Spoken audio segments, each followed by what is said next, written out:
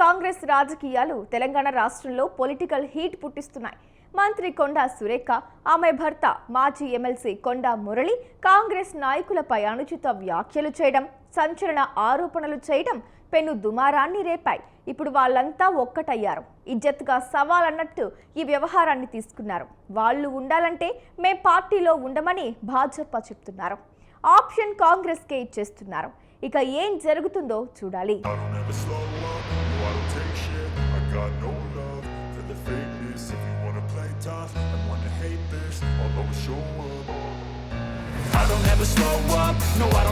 ఓరుగల్లు కాంగ్రెస్ పార్టీలో నెలకొన్న వివాదాలు, విభేదాలు ఇప్పట్లో సమసిపోయేలా కనిపించడం లేదు. పైగా మంత్రి కొండా సురేఖ భర్త మాజీ ఎమ్మెల్యే కొండా మురళీధర్ను పార్టీ నుంచి సస్పెండ్ చేయాల్సిందేనన్న డిమాండ్ వెల్లువెత్తుతోంది. తాజాగా మాజీ మంత్రి కడియం శ్రీహరి సహా వరంగల్ నుంచి కీలక నాయకులు గాంధీ భవన్కు పోటెత్తారు. కొండాపై ఫిర్యాదుల పరంపరను పార్టీ ఇన్ఛార్జి నటరాజన్ ముందుంచారు. ఆయన వల్ల పార్టీలో సఖ్యత లేకుండా పోయిందన్నారు.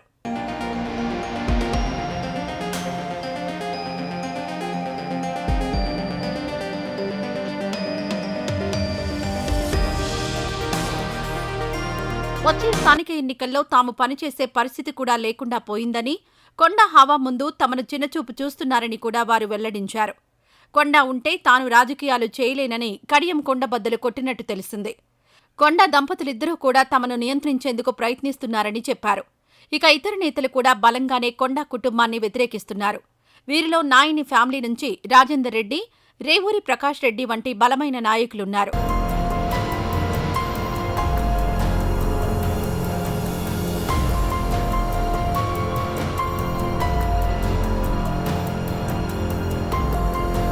అంతేకాదు ఎమ్మెల్సీ బసవరాజు సారయ్య అయితే తక్షణమే తమకు విముక్తి కల్పించాలని కోరడం అందరినీ ఆశ్చర్యానికి గురిచేసింది. జిల్లా కాంగ్రెస్ పార్టీ చీఫ్ ఎర్రబెల్లి స్వర్ణ సహా సీనియర్ నేత వెంకట్రామరెడ్డి సైతం కొండా ఫ్యామిలీపై నిప్పులు చెరిగారు. ముఖ్యంగా కొండా దంపతుల ఆధిపత్యాన్ని ఎట్టి పరిస్థితుల్లోనూ సహించేది లేదని తేల్చి చెప్పారు. తమను గెలిపించామని, ఈ రోజు తాము గెలుపొందిన వెనుక కొండా దంపతులే ఉన్నారన్న వాదనలను వారు తీవ్రంగా తప్పుబట్టారు.